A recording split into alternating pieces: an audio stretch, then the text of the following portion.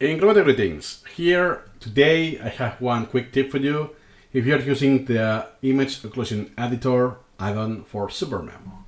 Let's say that, oh, now I kind of went quick doing all the image occlusions and I noticed that I actually missed some part of the text. It's not occluded. So it is acting like a hint, right? If I simulate the process, learning process, it's, yeah, I kind of get it something body. No, body. It's giving away the answer already.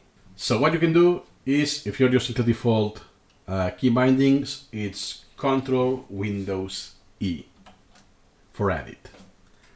Now you click this option, the first one, select tool or just V in your keyboard. Nice. And then click and resize it. If you want, you can change color. If you want, you can have one convention for colors. Now just change the color, so to make it more obvious, I'm changing things.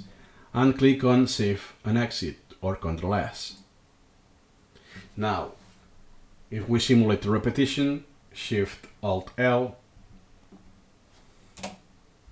Easy, right? You can do this anytime.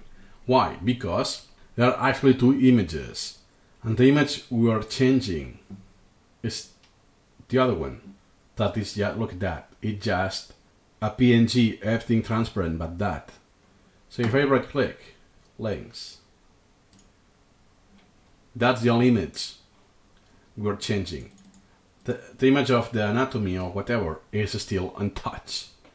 You're only changing the other, that it's on top. So if you messed up sometimes, you find out later on in the next repetition, you can easily quick fix that. But do not move the entire component as I'm doing now. That will be here and so on. Why? Because I'm moving the image component that is above another image component. What will happen is that any other item that is using this template will also be affected, and you will shift everything. So you will mess up all other items but this one.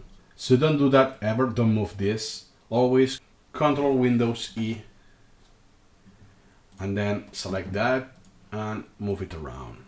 As easy as that. And then save. Hope this can be useful and see you next time.